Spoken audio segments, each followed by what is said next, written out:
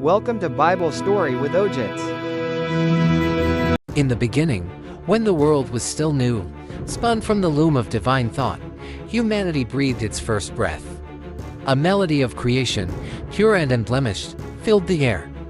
Laughter echoed in the valleys, and the earth gave forth its bounty with a generous heart. But a shadow began to creep across this vibrant canvas. A whisper of discord grew into a clamor, a stain of wickedness spreading through the hearts of men. The melody soured, turning into a symphony of corruption, a cacophony of violence and deceit that reached the very heavens. And God saw. He looked upon the world he had crafted with such love, and his heart was filled with a sorrow deeper than any ocean. The laughter he had cherished had become the jeering of the cruel. The hands he had formed for building and embracing were now stained with blood and theft. Every inclination of the human heart was only evil, all the time. A profound grief settled over the Creator, a divine heartbreak for a world that had lost its way, a creation that had turned its back on its own Maker. The light was dimming, and the darkness threatened to consume everything.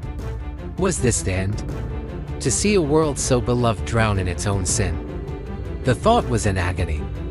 Yet, in the midst of this pervasive darkness, a single point of light remained. A man named Noah. He walked with God. His heart, unlike the others, was not a fortress of pride and evil, but a sanctuary of faith. In a world that had forgotten the divine, Noah remembered. He listened when all others were deaf. He was a righteous man, blameless among the people of his time, a solitary candle flickering against a storm. And so, a new word was spoken. Not of creation, but of preservation. A command born of both judgment and mercy. God spoke to Noah, and the sound was not thunder, but the quiet, solemn tone of a grieving father. I am going to bring floodwaters on the earth to destroy all life under the heavens, every creature that has the breath of life in it. The words hung in the air, heavy with the weight of impending doom, yet within them lay a seed of hope. But I will establish my covenant with you, the voice continued. And you will enter the ark, you and your sons and your wife and your sons' wives with you. The command was staggering. Build an ark. A vessel of colossal size, fashioned from gopher wood, sealed with pitch inside and out. A floating sanctuary against the storm of divine justice.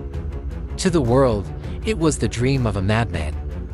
Scornful laughter and pointed fingers followed Noah as he and his sons felled the great trees. The sound of their hammers and saws was a rhythm of lonely faith, or a relentless drumbeat of obedience against a chorus of disbelief. For decades, they toiled under the sun, their sweat watering the very ground that would soon be swallowed by the sea. They were building not just a ship of wood, but a testament of trust. As the final planks were laid, a new procession began. A miracle of instinct and divine will. From the forests, the plains, and the skies, they came. To buy too, the animals answered a silent call. The lion walked beside the lamb, the wolf beside the goat.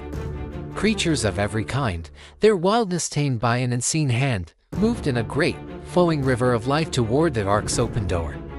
They were the living library of God's creation, the future of the world, entrusted to the care of one faithful family. The scoffers fell silent, their mockery turning to unease as they witnessed this impossible parade. When the last creature had passed, and Noah and his family were inside, the great door of the ark, a door too heavy for any man to move alone, was sealed. It was not sealed by human hands. It was sealed by the hand of God. A silence fell. Inside, the flickering lamplight cast long shadows, the air thick with the scent of wood and hay and the soft sounds of 1,000 breathing creatures. Outside, the world held its breath, unaware that its final moments of sunlight were ticking away. For 7 days, they waited in this floating fortress of faith, suspended between the old world and the one yet to come. Then it began. Not with a gentle rain, but with a tearing of the sky. The heavens opened. Fountains of the great deep burst forth from the earth's crust, and the windows of the firmament were thrown wide. Water erupted from below and cascaded from above in a deluge of unimaginable fury. It was not merely rain, it was the making of the world. The roar was deafening, a torrent of divine judgment washing away the accumulated filth of generations. The world screamed, but its voice was drowned out by the thunder of the flood. The waters rose with terrifying speed. They covered the fields, then the villages. They swirled around the hills and climbed the mountains. The highest peaks, which had once seemed to touch the sky, vanished beneath the churning, wrathful sea. Everything that had breath on dry land perished. The pride of man, his cities of stone and towers of arrogance, were erased as if they were mere drawings in the sand. All was chaos. All was water. All was silence, save for the endless, pounding rain.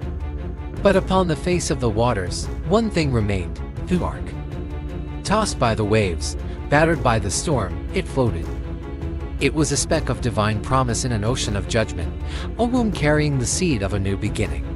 Inside, Noah and his family felt the shuddering of the great vessel, heard the terrifying symphony of the world's end, and they held fast to the promise that had set them on this journey.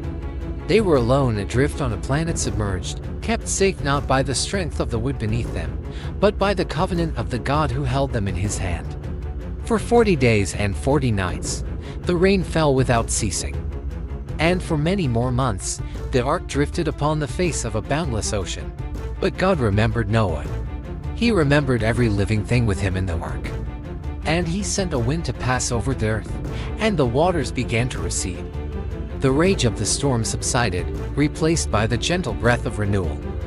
Slowly, painstakingly, the waters abated. The ark, which had been a vessel of survival, now became a cradle of hope, resting gently upon the mountains of Ararat.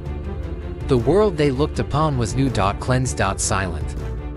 A blank page waiting for a new story to be written. Noah sent out a raven, then a dove, which returned with a fresh olive leaf in its beak, a message of peace from a reborn earth.